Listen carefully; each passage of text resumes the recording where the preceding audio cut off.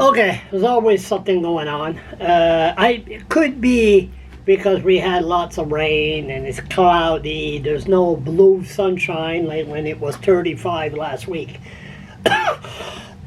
People are bitchy, including me. Anyway, that's why I hunt down about 10 politicians this morning. So, I always said that we have the do-gooders.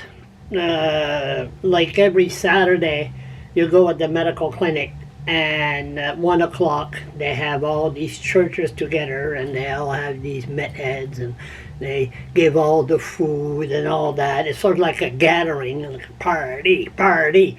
And Friday night, under the tent, they call it same thing, you know. So I don't go there. I just look, walk by, and me and DOG keep on going. So I decided today, which somebody told me, and I said, oh, I'll go there. So where did I go? Okay. Bet you'd rather look at her than my ugly little face here. There's a lot of issues here. Okay, so this is every Wednesday between 1 and 3. It's 25 to 2. You can still go there. They're giving out free barbecue hot dogs at the medical clinic across the Victory Meat Market. All right? So they did that for years. It's young students. I believe it's UNB nurses. And they train to, know the less fortunate and get to, the issue of mental illness and all that. But it's not the same as it was years ago. This is a total different ballgame. So I arrived there and I told them, I said, I never come across the street here, but for a hot dog, I'll do it. So there was 4 or 5 nice girls, they're in training and just setting up everything. Next thing you know, this guy comes out from the clinic, from the medical clinic, screaming, hollering. I thought it was a guy, I thought it was the mental ward that move inside the medical clinic. And screaming, and we knew, everybody was looking at each other. There was about 15 people around. What is he doing? Couldn't understand what he was saying. And I knew myself that it was directed at me. DOG started barking. And then I told the girl before he came out, I said, DOG don't like Meth Heads. And once they start gathering like rabbits, they multiply like rabbits.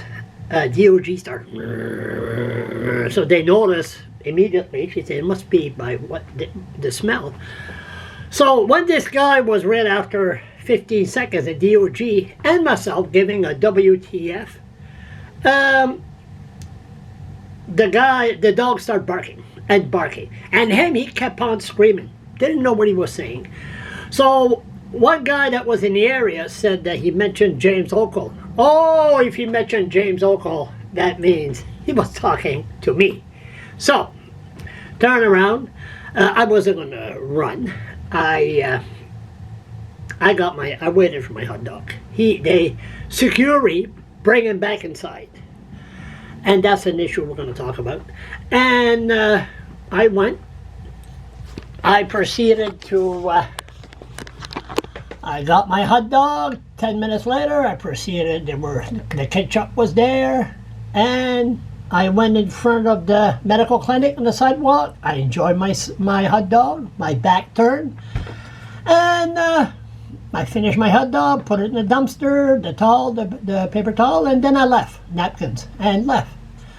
But this is my concern. You see this here? That's a young woman.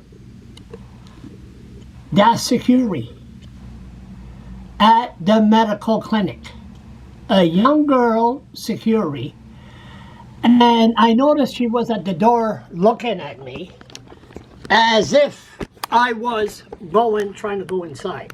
Listen, it's funny because I was talking to somebody an hour before that, and I said, what would Mike Goodette do if he would still be alive? That's the guy I had the big fist fight with 9 years ago. Time flies. Time is going too fast. He says he would have killed somebody because of the attitude of what's going on.